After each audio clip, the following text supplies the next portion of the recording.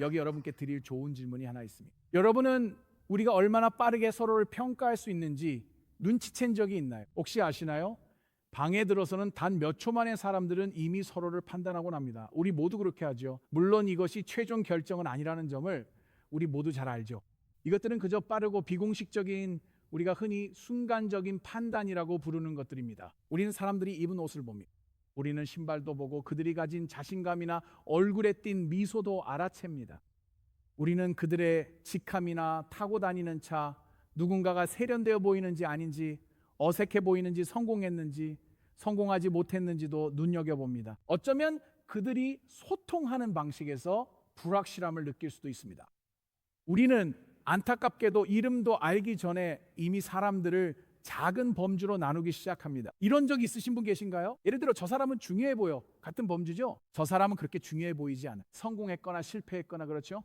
다 가진 것 같아도 사실은 아니죠. 저 사람은 보험이나 음모론을 파는 사람처럼 보여요. 저 사람은 피하는 게 좋겠어. 맞아요. 그리고 이런 일은 정말 순식간에 일어나죠. 그렇죠? 그리고 솔직히 말하면 안타깝게도 우리 대부분은 그런 대우를 받는 입장이 어떤 느낌인지, 즉 반대편에 서본 경험이 있습니다. 인생에서 한 번쯤 어떤 방에 들어갔을 때 자신이 어색했던 적이 있을 겁니다. 새로운 학교에서의 첫날처럼요. 기억나시는 분들도 있을 겁니다. 회사 행사처럼 다들 서로 아는 사이 같았지만 정작 본인만 아는 사람이 없던 자리였을 수 있죠. 혹은 어색한 사교 모임이었을 수도 있어요. 다들 드레스 코드를 맞춘 듯한데 나만 몰랐던 상황 말이죠. 그래서 커피잔을 방패 삼아서서 내가 여기 있어도 되는 걸까 고민하게 됩니다. 누군가 나를 보고 있을까? 그리고 내가 이 방에서 정말 중요한 존재일까? 그런 생각이 드는 거예요.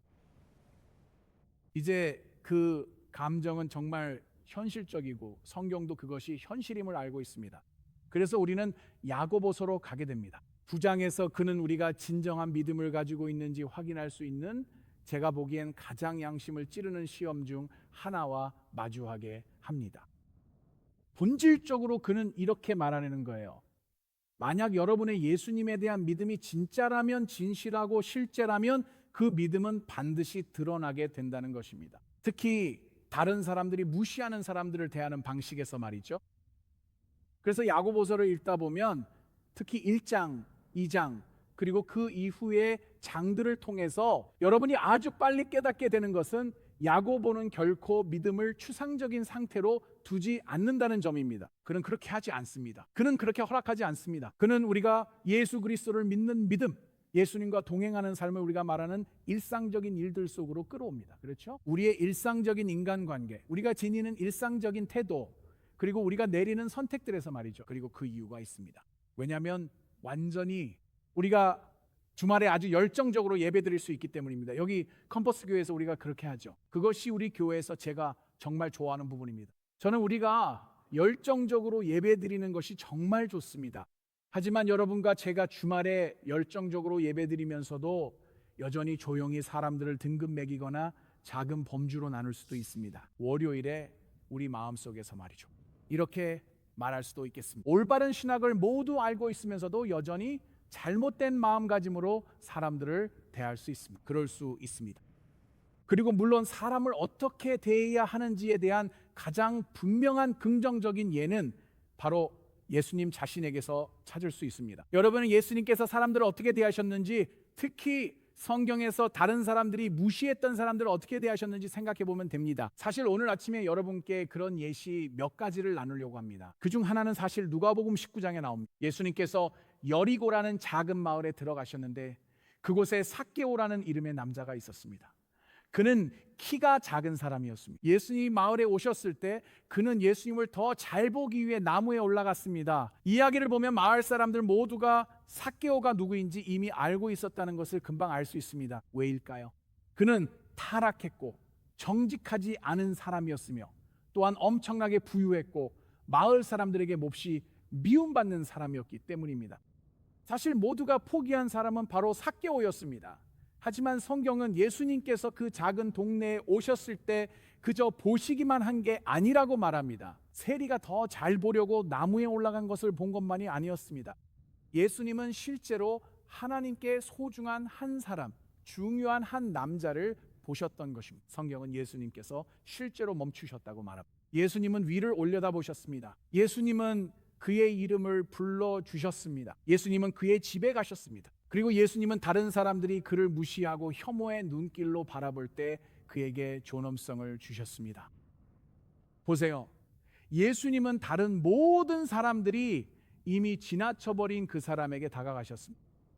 친구여, 그것이 바로 예수님의 마음입니다. 그것이 바로 예수님의 마음입니다. 그리고 바로 그 믿음에 대해 야고보서 2장에서 야고보가 오늘 우리에게 이야기하려고 합니다. 그것은 바로 진정한 믿음은 우리가 마음이나 머리로만 믿는 것에 그치지 않는다는 것입니다. 진정한 믿음은 실제로 우리 삶을 통해 그리고 우리 공동체 사람들과의 일상적인 만남 속에서 사람들이 경험하는 것. 그래서 오늘 성경은 우리에게 어려운 질문을 던질 것입니다. 여기 화면에 나와 있습니다. 우리 공동체의 사람들이 우리를 만날 때 그들은 등급이 매겨진다고 느끼나요?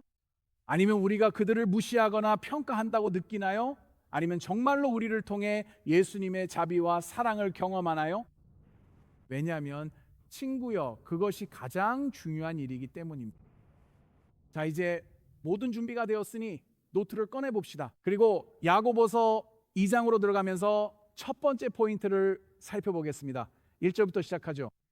첫 번째 포인트는 기본적으로 진정한 믿음은 편애라는 생각을 거부한다는 것입니다. 그리고 우리는 1절부터 4절까지 살펴볼 것입니다. 그래서 야고보는 이 장을 한 가지 명령으로 시작합니다. 이것은 매우 명확하고 매우 직접적이며 여러분과 제가 놓칠 수 없을 정도로 분명하다고 감히 말할 수 있습니다. 화면에 나온 본문을 함께 살펴봅시다. 야고보서 2장 1절부터 시작합니다. 그는 말합니다. 영광스러운 주 예수 그리스도를 믿으면서도 사람을 차별해서는 안 된다. 다시 말하지만 야고보는 매우 직설적입니다. 그는 이런 주제에 단도직입적입니다. 바로 본론으로 들어가 거침없이 핵심을 찌르죠. 그는 기본적으로 여러분과 제가 한 손으로 예수님을 붙잡으면서도 다른 한 손으로는 사람을 차별하거나 편애하는 생각을 붙잡을 수 없다고 말하는 것입니다. 이 두 가지는 함께 할 수 없습니다. 이 둘은 어울리지 않습니다. 즉 진정한 믿음은 편애라는 생각을 거부합니다. 이제 다시 여러분이 저처럼 이번 주에 이 주제에 대해 곰곰이 생각해 보면 우리 서로에게 솔직해져야 합니다. 왜냐하면 안타깝게도 편애는 우리가 흔히 말하는 눈에 잘 띄지 않게 숨어 있는 죄 중 하나이기 때문입니다.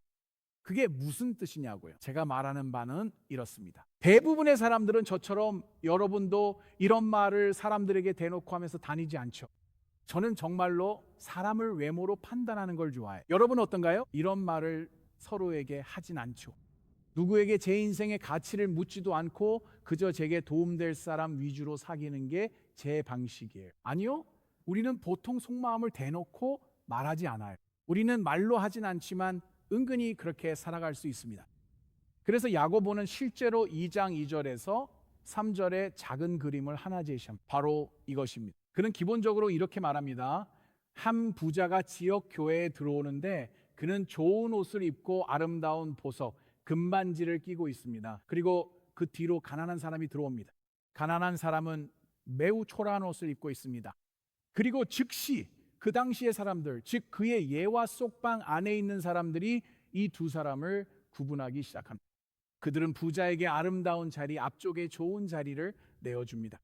가난한 사람은 이야기 속에서 불편한 존재처럼 취급받습니다. 실제로 그들은 그 사람에게 저쪽에 서 있으라고 말합니다. 우리 자리에 앉을 수도 없으니까요. 사실 자리에 앉고 싶으면 바닥에 앉으라고 합니다. 그리고 야고보는 야고보서 2장에서 그런 일이 일어나거나 일어났다면 여러분의 영적인 마음에 심각한 문제가 있다고 말합니다. 왜일까요? 그 이유는 이렇습니다. 왜냐하면 편애는 우리가 단순히 이야기해야 할 사회적 문제만이 아니기 때문입니다. 사실 그것은 우리 마음의 영적인 문제입니다. 단순히 사회적 환경에서 예의가 없는 것만이 아닙니다. 사실 성경에 따르면 그것은 매우 잘못된 신학입니다. 이게 무슨 뜻이냐고요? 제가 말하는 바는 이렇습니다. 복음은 여러분과 제가 마주치는 모든 사람이 하나님의 형상대로 지음받았다고 가르칩니다. 모든 사람은 생명이 시작되는 순간, 즉 잉태되는 순간부터 존엄성을 지닙니다. 모든 사람은 가치를 가지고 있습니다. 모든 사람은 하나님께 소중합니다. 성경에 따르면 예수님은 십자가에서 그냥 죽으신 게 아닙니다. 이 세상에 잘 다듬어진 사람들만을 위해서가 아닙니다. 즉 우리가 말하자면 인상적인 사람들, 성공한 사람들, 매력적인 사람들만을 위해서가 아니죠. 맞죠? 예수님은 지식인이나 권력자뿐 아니라 상처받은 이들을 포함한 모두를 위해 돌아가셨습니다. 그분은 엉망인 이들과 죄인, 가난한 이들, 그리고 영적으로 가난한 우리를 위해 죽으셨습니다. 그분은 모두를 위해 죽으셨습니다. 그게 무슨 의미일까요? 그것은 십자가 아래에서는 모두가 평등하다는 뜻입니다. 모두가 평등합니다. 모두 마찬가지입니다. 부자나 가난한 이 모두 은혜가 필요하다는 뜻이죠. 잘 다듬어진 사람도 은혜가 필요하고 어색한 사람도 은혜가 필요합니다. 강한 사람도 은혜가 필요하고 약한 사람도 역시 은혜가 필요합니다. 교회 앵컴퍼스도 마찬가지입니다. 사람들에게는 은혜가 필요합니다. 정말 그렇죠. 아멘입니까? 그리고 교회에 다니지 않는 사람들도 은혜가 필요하죠. 맞죠? 모두가 그렇습니다. 그래서 여러분과 제가 겉모습으로 사람들을 등급 매기기 시작하는 순간 우리는 정말로 잊고 있는 것입니다. 복음, 즉 예수 그리스도의 기쁜 소식이 무엇인지 말이죠. 그리고 이제 다시 한번 여러분과 함께 한 단계 더 깊이 들어가 보려고 합니다. 저와 함께 하다 보면 이번 주 제가 느꼈듯 세상은 성경의 가르침과 반대되는 메시지를 우리에게 줍니다. 경쟁적인 메시지들입니다. 세상은 지위 높은 이에게 주목하라 합니다. 성공에 도움되기 때문입니다. 하지만 예수님은 다릅니다. 도움과 구원이 필요한 이들에게 주목하라 하십니다. 세상은 자신의 목표와 이념을 추구하며 여러분을 이끌어줄 사람에게 다가가라 말합니다. 하지만 예수님은 다릅니다. 사랑이 필요한 이에게 다가가라 하십니다. 세상은 외모로 사람을 판단하라 하지만 예수님은 겉모습이 아닌 그 중심을 소중히 여기라고 말씀하십니다. 우리는 마가복음 10장 예수님의 삶을 통해 이를 분명히 알 수 있습니다. 여기에는 바디메오의 이야기가 나오는데 그는 맹인거지로 길가에 앉아 있었습니다. 그는 사람들이 무시하는데 익숙해진 그런 사람이었습니다. 어느 날 예수님이 길을 지나가실 때 많은 무리가 따랐습니다. 모두가 예수님과 가까워지려 아우성쳤죠. 그때 이 남자가 소리쳤습니다. 다윗의 자손 예수여, 나를 불쌍히 여기소서. 하지만 그는 맹인거지였습니다. 그는 무시당하는 그런 사람이었습니다. 그리고 무리는 47절에서 그를 보고 조용히 하라고 말했습니다. 48절에는 많은 사람들이 실제로 이 불쌍한 남자에게 소리를 질렀다고 나와 있습니다. 이 사람에게 소리를 지르다니요. 즉 바디메오에게 네가 중요하지 않다고 말하는 겁니다. 우리가 예수님과 대화 중이니 방해하지 말라는 뜻이죠. 그 순간 예수님 어떻게 하셨을까요? 정말 놀라운 이야기죠. 꼭 한번 읽어보세요. 성경에는 예수님께서 멈추셨고 무리 속 수많은 목소리 중에서 모두가 침묵시키고 싶어 했던 그 한 사람의 목소리를 들으셨다고 나와 있습니다. 정말 예수님다운 모습이죠. 저는 그 이야기가 정말 좋아요. 예수님께서 바디메오를 앞으로 부르셨습니다. 그리고 그에게 직접 말씀하시고 그를 고쳐 주셨습니다. 친구여, 그것이 바로 마음입니다. 예수 그리스도의 마음 말입니다. 예수님은 이 세상에 대단한 사람들만 주목하시는 것이 아니라 항상 소외된 이들도 주목하십니다. 예수님은 이 세상의 권력자들에게만 다가가시는 것이 아니라 또한 이 세상에 도움이 필요한 이들에게도 다가가십니다. 그리고 우리의 믿음이 진실하고 예수님과의 동행이 진정하다면 우리도 똑같이 행동하기 시작합니다. 기억할 점은 예수님이 사람들에게 무엇을 바란 적이 없다는 것입니다. 예수님은 결코 그러지 않으셨고 오히려 저들에게 무엇이 필요할까라고 생각하셨습니다. 저들이 제게 무엇을 원할까요? 예수님은 소외된 이들을 주목하는 놀라운 능력이 있으셨습니다. 말씀드린 대로 편애는 단순한 사회 문제를 넘어 잘못된 신학입니다. 마무리하며 적용점을 살펴봅시다. 야고보의 강한 도전은 우리에게 질문을 던집니다. 오늘 소그룹에서 스스로에게 물어볼 질문들입니다. 나는 사람을 그들의 외모, 지위, 배경 혹은 나에게 얼마나 유용한지에 따라 다르게 대하고 있지는 않은가요? 이 질문은 어떤가요? 나는 자연스럽게 내 세상에서 인상적인 사람들에게 끌리고 나에게 불편할 수 있는 사람들로부터는 멀어지지 않나요? 혹은 내 개인적인 목표에 도움이 될 것 같은 사람들을 더 빨리 알아차리지는 않나요? 보시다시피 이 모든 질문들은 우리를 깊이 돌아보게 하는 질문들입니다. 그리고 우리가 조심하지 않으면 이런 일이 일어납니다. 우리가 어떤 이득을 얻을 수 있다는 이유로 가치를 부여할 때 편애가 생깁니다. 하나님께서 주신 그 사람의 내적인 존엄성 대신에 말이죠. 내가 대화하는 사람의 내면적 가치보다 겉모습을 더 뚜렷하게 볼 때 편애가 생깁니다.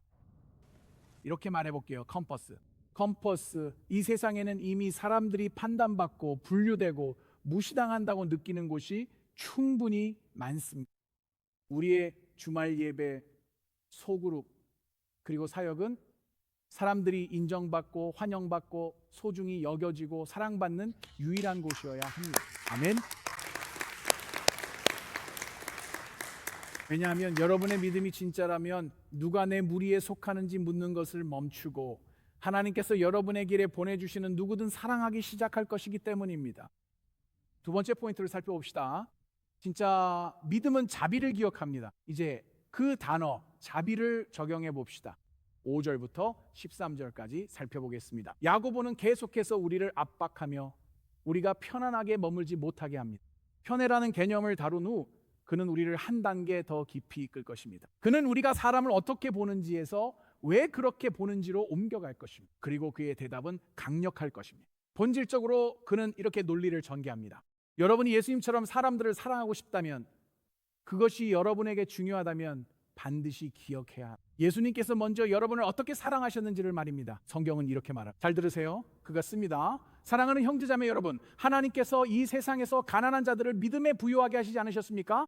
그들이야말로 하나님을 사랑하는 자들에게 약속하신 나라를 상속받을 자들입니다. 야고보는 여기서 모든 가난한 사람이 자동적으로 경건하다 말하는 게 아니며 부자체가 본질적 악이라 하지도 않습니다. 사실 그는 여기서 훨씬 더 깊은 이야기를 하고 있습니다. 그는 단순히 예수님의 제자인 우리에게 하나님께서는 언제나 세상이 주목하지 않는 사람들에게 다가가시는 방법이 있으셨다는 것을 상기시켜 주고 있습니다. 하나님께서는 종종 문화가 무시한 사람들 안에서 가장 깊은 일을 행하셨습니다. 다시 말해 세상은 사람을 그들이 가진 것으로 평가하는 경향이 있지만 하나님께서는 자신에게 온전히 맡긴 마음 안에서 무엇을 하실 수 있는지를 보십니다. 그래서 야고보가 여기서 우리에게 전하고자 하는 것은 하나님께서 자주 가까이 하시는 바로 그 부류의 사람들을 우리가 어떻게 무시할 수 있느냐는 것입니다. 하나님께서는 이런 사람들에게 가까이 다가가십니다. 이것은 아주 강력한 경고입니다. 왜냐하면 우리가 외모, 성공, 수입, 교육, 영향력, 지위와 같은 것들로 누가 중요한지를 결정하기 시작할 때 여러분 제 말을 꼭 들어주세요. 우리는 하나님의 마음과 완전히 어긋나게 되는 것입니다. 우리가 그렇게 할 때 우리는 그렇습니다. 야고보는 우리를 더 깊게 인도합니다. 그는 8절에서 왕의 법이라고 부르는 것을 가리킵니다.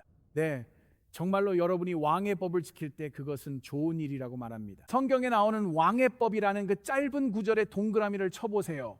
그게 무엇입니까? 이웃사랑을 명한 야고보서 2장 8절이 왕의 법인 이유는 왕이 직접 주신 엄중한 명령이기 때문입니다. 라이프 코치가 말하는 게 아니라 커피잔에 적힌 문구도 아니에요. 이것은 예수님 곧 왕의 명령입니다. 그리고 이 부분이 흥미로운데, 왜냐하면 네 이웃을 네 자신과 같이 사랑하라는 말은 적어도 제 관점에서는 항상 매우 아름답게 들리기 때문입니다. 늘 영감을 주며 나도 할 수 있겠다고 생각하지만 이웃의 어색함을 깨닫는 순간 달라집니다. 내 이웃은 기운을 빼거나 미성숙하고 답답하며 자기 주장만 강한 엉망인 사람일 수 있죠. 분명히 말씀드리는데 여기 계시거나 시청 중인 제 이웃분들 이야기는 아닙니다. 모두 사랑합니다. 저는 정말 멋진 이웃들을 두고 있지만 여러분도 무슨 말인지 아시잖아요. 이렇게 말하는 게 더 나을 것 같아요. 사람을 사랑하는 건 쉽습니다. 그들이 사랑스러울 때는요. 하지만 그들이 그렇지 않을 때 사랑하려면 우리 안에 있는 하나님의 자비가 필요합니다. 그래서 야고보는 계속해서 이렇게 말합니다. 그는 만약 여러분과 제가 이 사랑의 법을 어긴다면 단순히 사회적이거나 관계적인 작은 실수를 저지르는 것이 아니라고 말합니다. 사실 여러분은 하나님의 마음과 어긋나고 있습니다. 그 이유는 13절에서 가장 강력한 구절을 언급해서입니다. 그는 자비를 베풀지 않은 자에겐 자비 없는 심판이 있을 것이라 씁니다.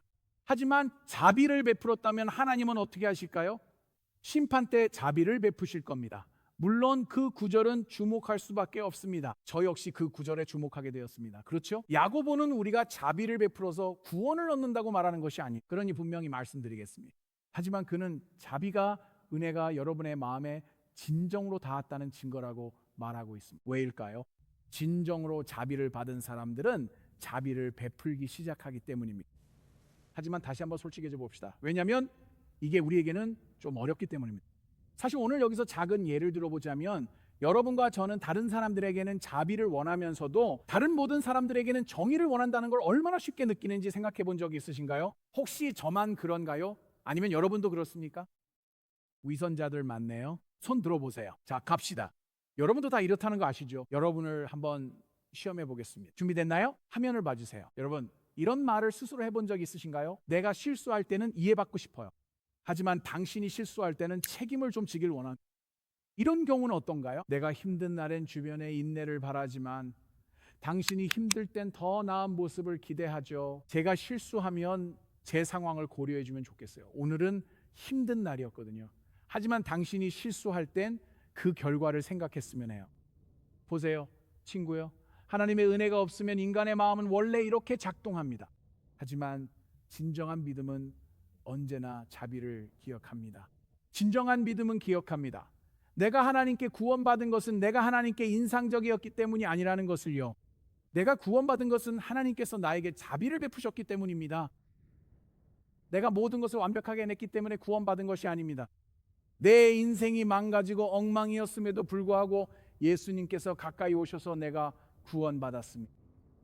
내가 하나님께 또 한 번의 기회를 얻을 자격이 있어서 용서받은 것이 아닙니다. 아니요. 내가 용서받은 것은 십자가가 나에게 자비를 허락해 주었기 때문입니다. 아멘. 그리고 우리가 그것을 기억하게 되면 우리가 사람들과 상호작용하는 방식이 달라질 것입니다. 신약에서 이를 명확히 보여주는 장면은 예수님의 삶이 담긴 요한복음 21장입니다. 이 부분을 들으시면 베드로 이야기의 나머지임을 아실 겁니다. 기억하시겠지만 2주 전 부활절에 우리는 베드로가 예수님을 3번 부인하고 실패의 아픔을 겪는 걸 보았죠. 하지만 부활의 주일 아침 베드로는 빈 무덤으로 달려가 안으로 들어갔습니다. 그는 수의 무덤에 감쌌던 첫눈을 보고 놀라워하며 제자들에게 달려가 전했습니다. 요한복음 21장에서는 며칠 후에 일어난 일을 볼 수 있는데 예수님께서 갈릴리 바닷가에 나타나 베드로를 해변에서 만나십니다. 그리고 예수님은 베드로를 부끄럽게 하시려는 것이 아니라 그를 회복시키기 위해 나타나셨습니다. 그리고 그 순간 베드로가 무슨 생각을 했을지 상상해 보아야. 제가 그런 일을 저질렀는데도요, 예수님이요, 아직도 저에게 주님의 팀에 있을 자리가 남아 있나요? 예수님은 그 질문에 자비로 답하셨습니다. 예수님은 실패를 직면하셨지만 그 사람을 버리지는 않으셨습니다. 죄를 변명하지도 않으셨지만 죄인도 내치지 않으셨습니다. 예수님은 무엇을 하셨을까요? 예수님은 베드로를 회복시키시고 다시 사명을 맡기셨습니다. 그리고 바로 그 순간 요한복음 21장에서 우리는 매우 강력한 사실을 깨닫게 됩니다. 바로 이것입니다. 베드로의 인생은 결국 그의 가장 낮은 순간으로 정의되지 않았습니다. 오히려 이제는 예수 그리스도의 자비로 정의되게 되었습니다. 정말 멋지지 않나요? 그러니 친구요, 이렇게 말할 수 있겠습니다. 자비로 회복된 사람들은 자비를 아끼는 사람이 되어서는 안 됩니다. 옆 사람에게 이렇게 말해보세요. 하나님의 자비를 내 삶에서 아끼지 마세요. 가서 옆 사람에게 그렇게 말해보세요. 네, 그렇죠? 예수님이 가장 힘든 순간에 당신을 포기 안 하셨다면 우리도 타인이 가장 힘들 때 그들을 포기해서는 안 되겠죠? 그러니까요. 예수님께서 당신에게 얼마나 인내하셨는지를 기억한다면 다른 사람에게 냉정하게 대하는 것이 훨씬 더 어려워질 것입니다. 컴파스 여러분, 이 내용을 마무리하면서 말씀드리자면 만약 우리가 자비가 드문 곳이 된다면 우리가 가르치는 복음 자체를 잊어버린 것입니다. 왜냐하면 받은 자비는 반드시 흘려보내는 자비가 되어야 하기 때문입니다. 자, 여러분, 그렇지 않습니까? 여기에 동의하시는 분 계신가요? 네. 세 번째 포인트를 살펴봅시다. 진짜 믿음은 어떤 행동으로 반응합니다. 신뢰합니다. 어떤 행동이 반드시 따릅니다. 14절에서 17절 야고보의 날카로운 경고입니다. 그는 이미 우리에게 진짜 믿음은 차별을 거부한다고 말했습니다. 그는 진짜 믿음은 자비를 기억한다고도 말했습니다. 그리고 이제 그는 이 질문을 조금 더 깊이 파고들 것입니다. 진짜 믿음은 실제로 무엇을 할까요? 그러니 14절부터 그의 말을 들어보세요. 그는 이렇게 말합니다. 사랑하는 형제자매 여러분, 여러분이 믿음이 있다고 말하면서 그것을 보여주지 않는다면 무슨 소용이 있겠습니까? 행동으로 말입니다. 그런 믿음이 누구를 구원할 수 있겠습니까? 정말 강한 질문입니다. 그러니까 야고보는 은혜로 받는 구원을 공격하는 것이 아닙니다. 여기서 무슨 일이 벌어지고 있는 걸까요? 그는 이런 공허한 믿음의 주장을 드러내고 있습니다. 즉 믿음이 있다며 영적으로 들리게 말하지만 실제로는 행함이 없는 사람을 뜻합니다. 이어 15, 16절에서 구체적인 예를 듭니다. 어떤 형제나 자매를 본다고 가정합시다. 이는 여러분 공동체 안에 누군가를 말하는 것입니다. 교회에서 먹을 것도 입을 것도 없는 형제나 자매를 보았다고 가정해 봅시다. 그런데 그들을 보고 그냥 안녕, 좋은 하루 보내, 따뜻하게 지내고 잘 먹어라고만 말합니다. 하지만 그 사람에게 아무런 음식이나 옷도 주지 않습니다. 그는 그게 무슨 소용입니까? 라는 훌륭한 질문을 던집니다. 교회에 춥고 배고픈 정말 도움이 필요한 사람이 있는 상황에서 돕지 않고 종교적인 말만 건네며 지나치는 것과 같습니다. 오늘날 우리가 한다면 형제님 제가 기도할게요 라고 말할 것입니다. 상황이 더 나아지길 바랍니다. 하나님께서 축복해 주시길, 따뜻하게 지내세요, 몸 조심하세요. 그것이 바로 정말 우리가 하는 말입니다. 솔직히 말해서 이런 말들이 때로는 사실상 지금은 내가 자비로운 사람처럼 보이고 싶지만 남의 필요 때문에 불편을 겪고 싶지는 않다는 크리스천식 암호에 불과할 때가 있습니다. 그리고 성경은 우리가 그렇게 할 때 그게 그 사람에게 무슨 도움이 되겠느냐고 말합니다. 그래서 여기서 야고보는 어떤 것을 드러내려고 하는데 이게 정말 우리 삶과 밀접하게 다 있어서 방안이 조용해질 정도입니다. 저도 느꼈고 여러분도 아마 느끼셨을 겁니다. 이 말은 우리 모두가 올바른 말만 할 수도 있다는 뜻입니다. 우리가 적절한 성경 구절만 올릴 수도 있습니다. 올바른 찬양을 부르고 가사도 다 맞게 부르면서도 여전히 누군가의 아픔에 실제로 다가가지 않을 수 있습니다. 그래서 성경은 17절에서 이렇게 이어집니다. 믿음만으로는 충분하지 않다고 말이죠. 선한 행실이 따르지 않으면 그것은 죽은 믿음이고 쓸모없는 믿음입니다. 다시 말해 진정한 믿음은 다른 사람의 아픔을 그냥 알아차리는데 그치지 않고 실제로 그 아픔을 향해 다가갑니다. 그저 연민을 알아차리거나 연민을 감탄하는 것에 머물지 않습니다. 연민을 실천합니다. 그리고 정말 분명히 하기 위해 여기서 성경이 뭐라고 말하고 있나요? 성경은 선한 행위가 구원의 뿌리는 아니지만 분명히 구원의 열매라고 말하고 있습니다. 우리는 선한 행위로 구원받는 것이 아닙니다. 이 점을 아주 분명히 하고 싶습니다. 하지만 이 구절에서 배울 점은 예수님이 정말 당신의 마음을 변화시켰다면 선한 행위들이 당신의 삶에 나타날 것이라는 점입니다. 친구여, 만약 당신의 믿음이 입술을 떠나 손으로 이어지지 않는다면 야고보는 오늘 그것이 살아있는 믿음이 아니라고 말합니다. 그것은 공허한 믿음입니다. 이렇게 말하는 이유는 오늘날 미국의 기독교에는 우리가 조심하지 않으면 빠질 수 있는 어떤 버전이 있기 때문입니다. 말은 많지만 행동은 조금 부족할 수도 있는 그런 버전입니다. 믿음에 대해 말하는 방법은 잘 압니다. 믿음을 변호하는 방법도 잘 압니다. 믿음에 대해 토론할 줄도 알고 믿음에 대해 게시글을 올릴 줄도 압니다. 하지만 오늘 성경이 우리에게 묻는 것은 매우 불편한 질문입니다. 바로 이것입니다. 당신이 예수 그리스도를 믿고 정말로 그분의 제자라면 그 증거는 어디에 있습니까? 그 증거는 어디에 있습니까? 자비는 어디에 있습니까? 관대함은 어디에 있습니까? 섬김은 어디에 있습니까? 실질적인 사랑은 어디에 있습니까? 필요한 사람들에게 다가가는 움직임은 어디에 있습니까? 보세요, 친구여, 우리의 믿음이 결코 실천으로 이어지지 않는다면 여기에 위험이 있습니다. 그것은 감상적으로 변할 수 있고 보여주기식이 될 수 있으며 성경에 따르면 속이 빈 껍데기가 될 수 있습니다. 예수님은 결코 사람들을 이론적으로만 사랑하지 않으셨습니다. 그분은 행동하며 배고픈 이들을 먹이셨고 아픈 이들에겐 손을 내밀어 만지셨습니다. 사람들이 상처받았을 때 그분은 그들에게 다가가셨습니다. 사람들이 짐을 질 때 그분은 그들을 위해 멈추어 서서 그들과 대화하셨습니다. 사람들이 길을 잃었을 때 그분은 그들을 찾으셨습니다. 그분은 그들을 찾아 돌보러 오셨습니다. 친구여, 성경 말씀대로 예수님이 우리 안에 살아계신다면 그분의 사랑은 우리를 통해 실천되어야 합니다.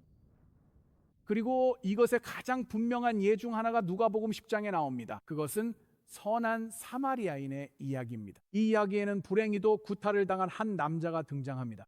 그는 강도를 만나 길에 버려집니다.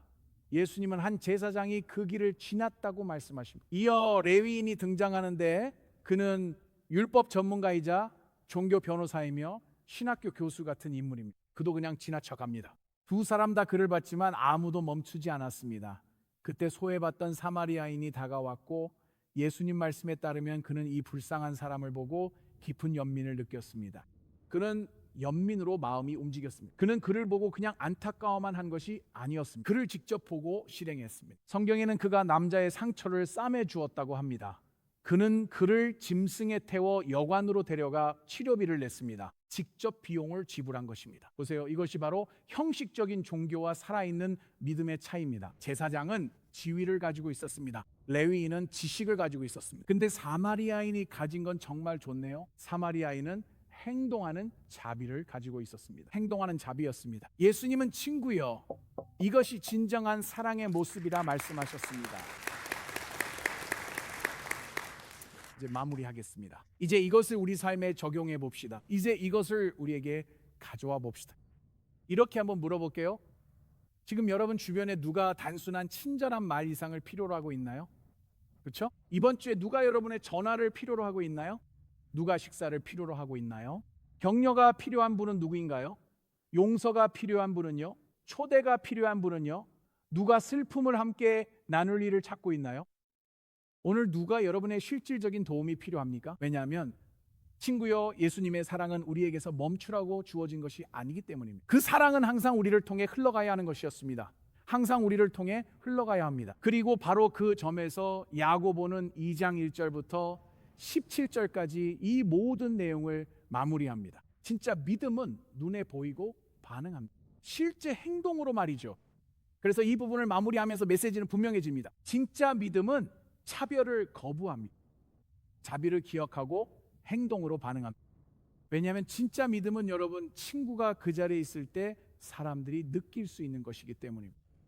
그리고 이것이 오늘 이 자리에 있는 우리 모두, 예수님을 따르는 우리 모두, 온라인이나 각 캠퍼스 혹은 다른 장소에서 시청하는 여러분 모두에게 질문을 던집니다. 혹은 다른 나라에 이 영상을 보는 분들도 계시겠지만 질문은 이렇습니다.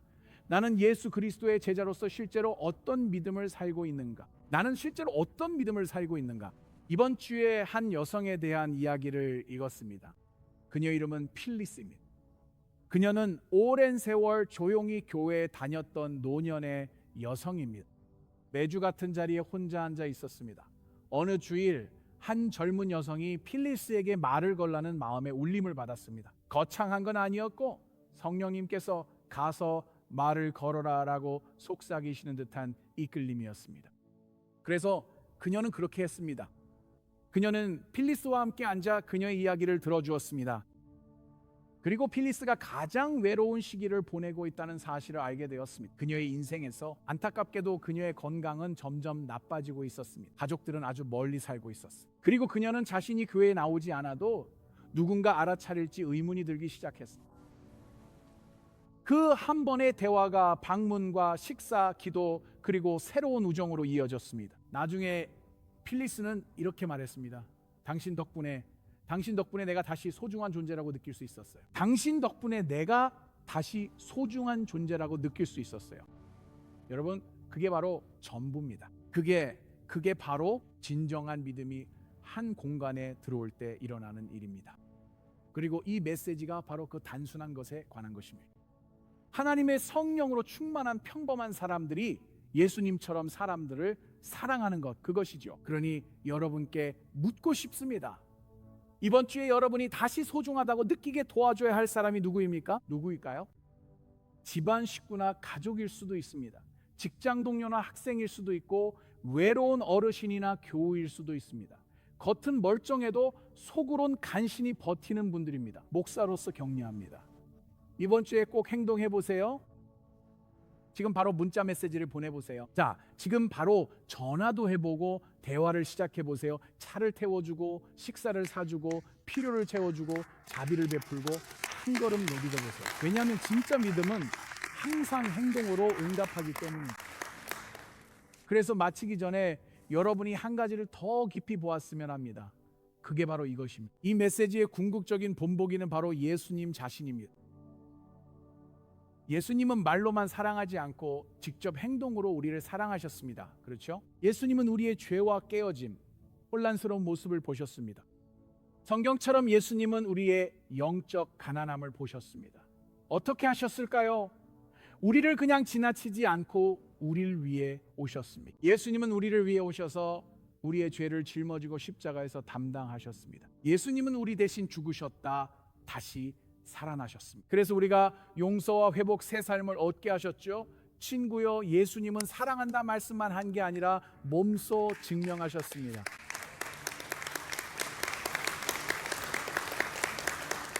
십자가는 자비가 행동으로 옮겨질 때 사랑이 어떤 모습인지를 보여줍니다. 그럼 이게 오늘날 우리에게 무슨 의미일까요? 그 의미는 이렇습니다. 이 메시지는 예수님을 따르는 우리에게 도전이자 동시에 하나님의 자비가 필요한 모든 이들을 향한 초대입니다. 어쩌면 오늘 이 자리에 예수님을 따르지 않는 분도 계실 것입니다. 아직 예수 그리스도를 삶에 초대하여 주님으로 영접하지 않았을 수도 있습니다. 하나님의 자비가 필요할 수도 있습니다. 친구요, 그 원리를 설명해 드릴게요.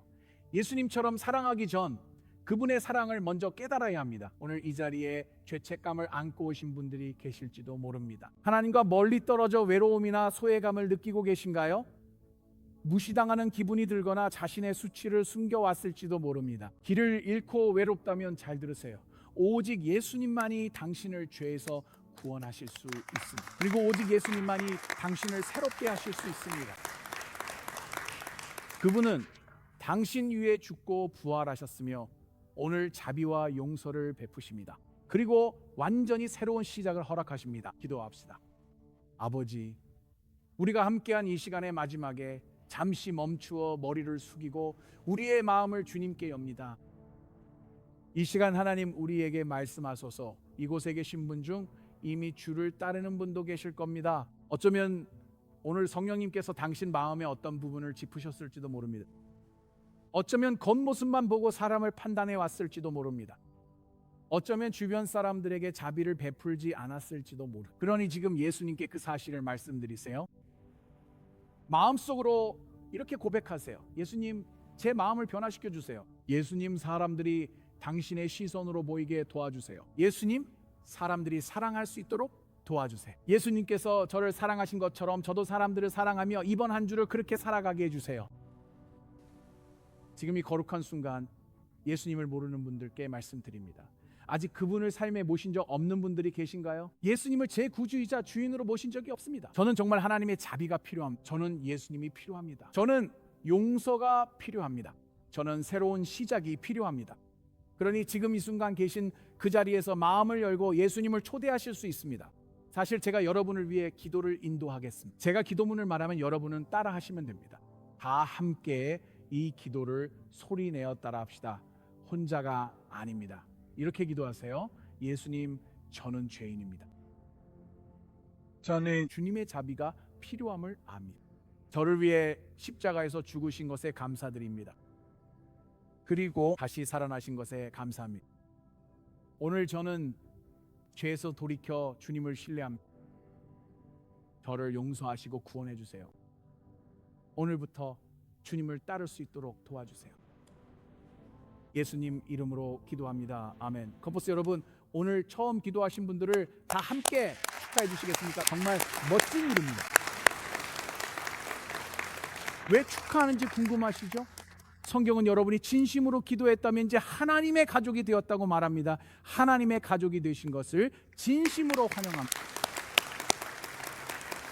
오늘 여러분의 기도는 하나님의 자비가 이곳에서 여러분을 만났다는 증거임을 기억하십시오.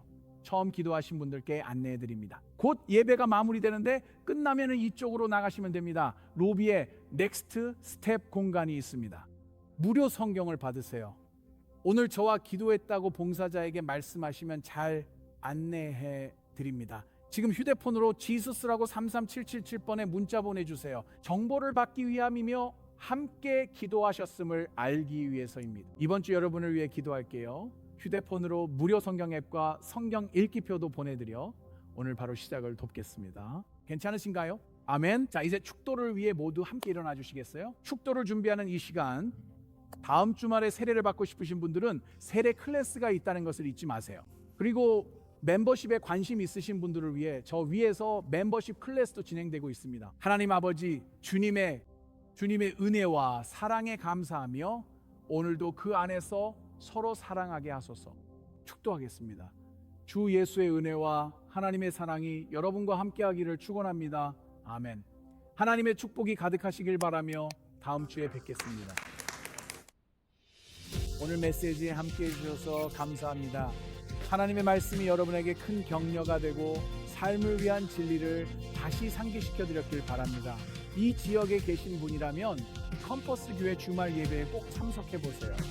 저희는 매주 주말마다 강력한 예배와 영감을 주는 성경적 가르침, 그리고 아이들과 청소년을 위한 훌륭한 프로그램을 아주 따뜻하고 환영하는 교회 가족 분위기 속에서 함께합니다. 여기에는 여러분을 위한 자리가 있습니다.